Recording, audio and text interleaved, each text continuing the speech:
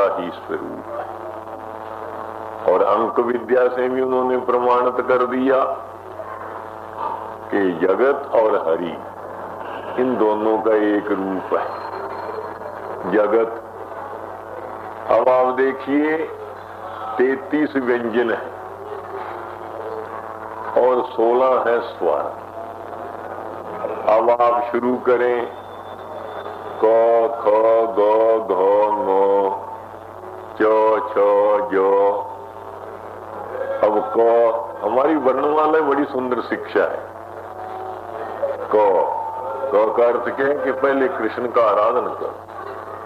ख क्या कहते हैं कि पीछे खाओ पियो। पहले पूजा, पहले भगवत स्मरण और पीछे विवाह। और फिर कहते गो, जब खा पी लो शरीर निरोग रहे पुष्ट रहे, फिर गुरु के पास जाओ। और फिर कहते क्या, वो गुरु कौन है कि तो उस गुरु को मनुष्य मत समझो, घट घट में विराजमान परमात्मा का रूप है। देखो हमारी वर्णमाला ही क ख ग घ कितनी सुंदर शिक्षा दे रही। और दूसरों की जो वर्णमाला है, उर्दू की वर्णमाला लीजिए, अलिफ बे, पहले कहते अलिफ लिखना नहीं, कहते नंबरता नहीं लानी। और इंग्लिश की तो बात ही छोड़ दो, ए बी बन जाओ, बेकारी बन जाओ। खैर, अब इन वर्णों को जैसे आपको अगर एक कहना हो तो क लगाते हो, और 2 नंबर लगाने हो तो ख, और तीसरा नंबर हो तो गो, घ हो तो 4, न हो तो 5। इसी तरह आप वर्णों से अंक बनाते चले जाए।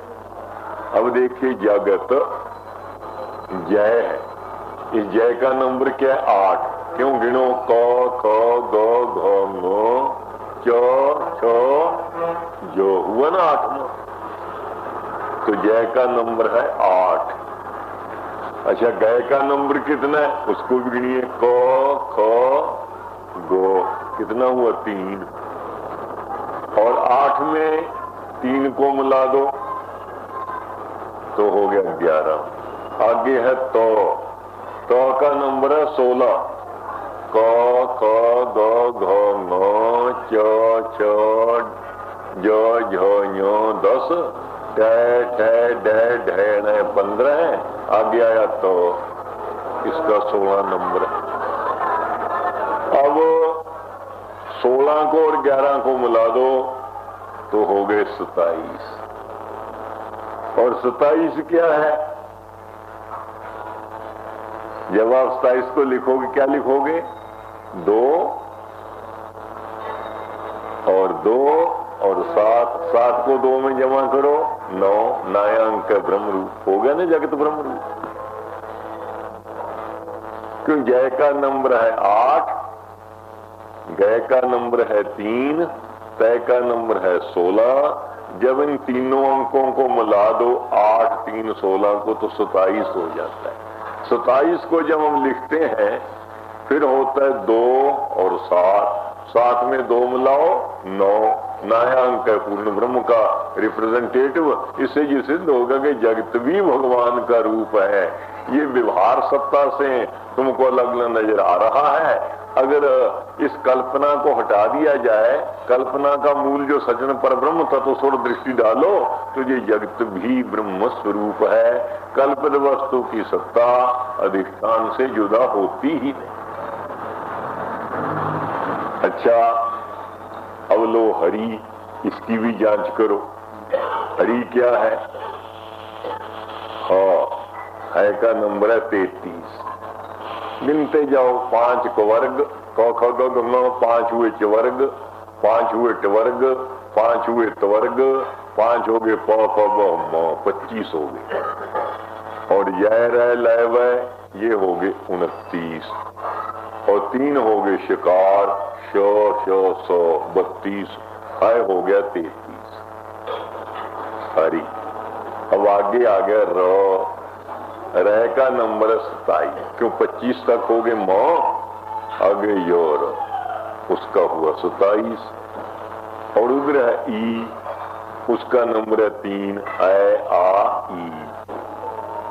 अब 27 में उसको मिला दो तो 30 हो गए और उधर है 33 और 30 मिलाओ तो 63 और 63 क्या है जब लिखोगे 6 और 3 में 6 को मिलाओ 9 तो ये भी ब्रह्म रूप हुआ। जब हरि के भी अक्षरों के नंबर 63 हैं, जब हम 63 लिखते हैं 6 और 3 तो वो हो जाते हैं 9। उधर जगत का भी ज 8 ग 3 त 16 जब सब अंकों को मिलाते हैं तो गुणनफल आएगा 27 को जब हमने लिखा तो 2 और 7 और 2 9 तो नया अंक उधर भी आता है जगत में भी और उधर हरि में भी आता है। इसलिए संत ने किसी ने बहुत सुंदर कहा है जगदेव हरि हरिदेव जगत जगदेव हरि जगतो हरितो नहीं भिन्नमति यदि यस्य मति परमार्थ गति स्मरा भवसागर मुक्तर। जगदेव हरि ये संसार ही हरि है और हरिदेव जगत और हरि ही जगत है। ये जगत हर का रूप है, हर रूप नजरी आया। जगतो हरि तो नहीं भिन्नमति कहते जगत में और हरि में भिन्नमति नहीं, भेद भावना नहीं लाना चाहिए। यदि यस्य मति परमार्थ गति इस प्रकार इसकी परमार्थ निष्ठा हो जाती है। नरो भवसागर मुक्तरती वो मनुष्य सहज में ही भवसागर को पार कर जाता है। इस प्रकार आज का जो कुछ विचार था वो पूर्ण कर गया, हो गया। अब समय कर गया इनकार। भगवान को करो नमस्कार, उनकी कृपा से होगा समस्त विश्व